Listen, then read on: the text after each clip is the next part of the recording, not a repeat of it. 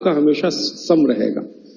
और ज्यादा घी खाने का जो समय है वो बारिश के दिनों में और ये जो गर्मी के दिन होते हैं ना, उस समय घी ज्यादा खाइए ताकि पित्त को कंट्रोल करके रखे। और वात के लिए मैं पहले ही बता चुका हूं, शुद्ध पित्त। अभी ये जितनी बात है आप सोचो कितनी सरल है, बस हमें अपनी जीवन शैली में थोड़ा बदलाव करना है। जीवन शैली में बदलाव से पहले मन में संकल्प लेना है कि जी हम तो ऐसे ही चलेंगे, दुनिया जिधर जाए जाए हमें उससे मतलब नहीं, हम तो ऐसे चलेंगे। तो ये तीन चीजें अगर आपने देख ली तो बहुत अच्छा है। अब थोड़ा आगे चलें, अब और दूसरी चीजों पे मैं चलता हूं कि और कौन कौन सी चीजें हैं जो आपके आसपास है और आपके वात पित्त कफ तीनों को सम पे लाने में मदद कर सकती है। ये तीनों सम भाग में रहें तो अच्छा होता है। और कौन कौन सी चीजें हैं? तो बागवती जी कहते हैं रसोई के बाहर जाने की जरूरत ही नहीं, सब वही है। भागवती जी ने एक सूत्र लिखा है, दुनिया का सबसे बड़ा औषधि केंद्र हमारा रसोई घर है। सबसे बड़ा औषधि केंद्र रसोई घर है। अब दुर्भाग्य से हम रसोई में जिनको मसाला कहते हैं ना, मसाला, वहां मसाला कुछ नहीं है, सब औषधि है। मसाले का और औषधि का अंतर मालूम है? ये मसाला तो शब्द ही भारत का नहीं है, पहले तो ये बता दूं। ये अरबिक शब्द है, फारसी से अरबी में आया, अरबी से हमारे घुस गया, हिंदी में और जगह जगह घुस गया। ये विदेशी आए तो ये शब्द भी आया। हिंदुस्तान में 17वीं 18वीं शताब्दी का साहित्य जब मैं पढ़ता हूं तो जब तक मुगलों का राज्य रहा तब तक मसाले शब्द का बहुत उपयोग है। मुगलों के राज्य के पहले एक भी जगह किसी भी शास्त्र में मसाला नहीं है। चरक संहिता पढ़ी मैंने, कहीं भी मसाला नहीं है उसमें। सुश्रुत में कहीं मसाला नहीं है, बागवट की कहीं मसाला नहीं है। पुराने जितने लेखक हुए हैं ना 10वीं शताब्दी के पहले के, कहीं भी किसी ने मसाले शब्द का इस्तेमाल ही नहीं किया।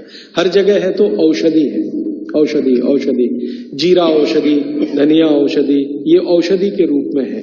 तो इनकी जो प्रॉपर्टीज हैं रसोई घर की औषधियों की, ये सब आपके चिकित्सा के लिए है। अब मुझे समझ में आता है कि हमारे पुराने जमाने की माताएं बहनें, जो हमारी दादी हैं, नानी हैं, उन्होंने अपनी अपनी बेटियों को जो कुछ सिखाया, सब्जी बनाना तो क्या क्या डालना, जीरा चाहिए, धनिया चाहिए, हींग चाहिए, मात्रा कितनी कितनी चाहिए, वो सब बड़े वैज्ञानिक और चिकित्सक लोग रहे होंगे।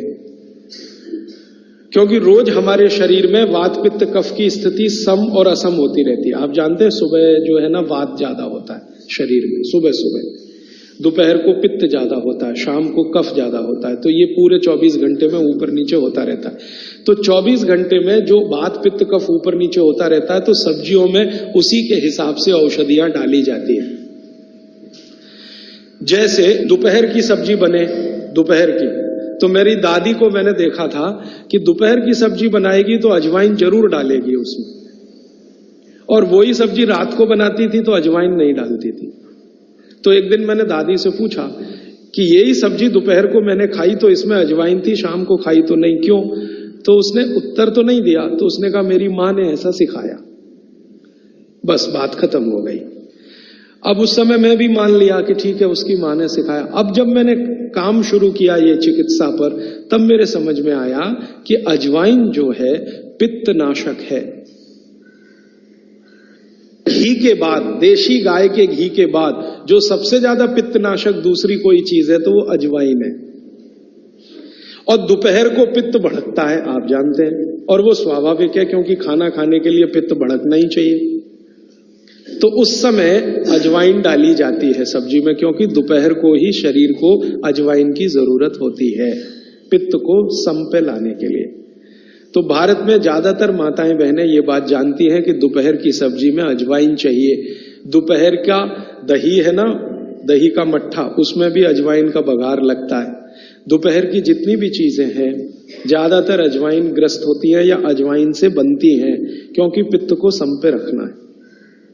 तो आप सोचो जो लोग ये कर रहे हैं वो बिना कहे कितना बड़ा काम कर रहे हैं। हमने उसका वैल्यूएशन नहीं किया, ये हमारी मूर्खता। हमारे यहां तो एक बहुत बड़ा दुष्कर्म इस देश में हुआ है। अंग्रेजों के हम गुलाम हो गए तो सब कुछ हम भूल गए, अपनी चीजें। अंग्रेजों ने जो सिखाया वही हमें याद है। तो हम जीडीपी का कैलकुलेशन करते हैं अंग्रेजों के फॉर्मूले से। जीडीपी निकलता है इस देश का, ग्रॉस डोमेस्टिक प्रोडक्ट। तो मैंने बहुत बार इस देश के अर्थशास्त्रियों से पूछा कि जीडीपी में आप विचित्र विचित्र कैलकुलेशन करते हैं। जैसे भारत की पुलिस है, उस पर जो खर्चा हो रहा है वो जीडीपी का हिस्सा है। अगर चोरियां बढ़ी, डकैतियां बढ़ी तो पुलिस का खर्च बढ़ेगा तो जीडीपी बढ़ेगा।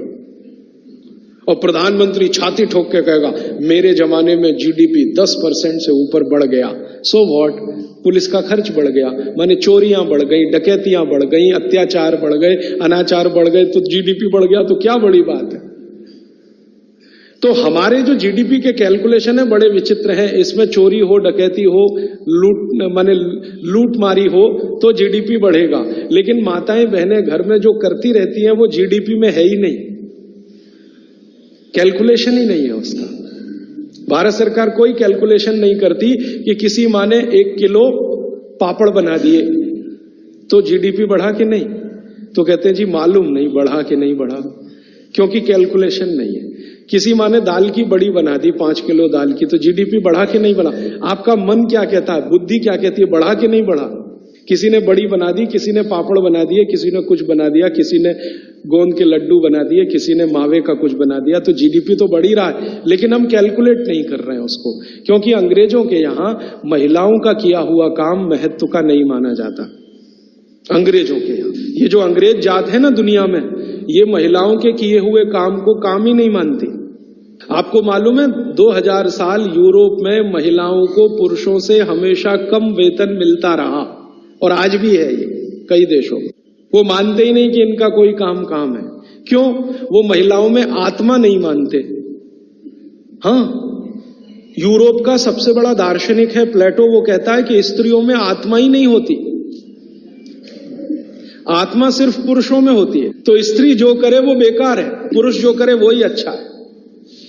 तो उनके यहां से ये कैलकुलेशन हमारे यहां आ गया कि स्त्री कुछ भी करे तो काम ही का नहीं। तो अंग्रेजों का 200-250 साल जो राज चल गया उसमें हम सब के दिमाग खत्म हो गए, सोचना विचारना बंद हो गया, तो हमने भी वही मान लिया।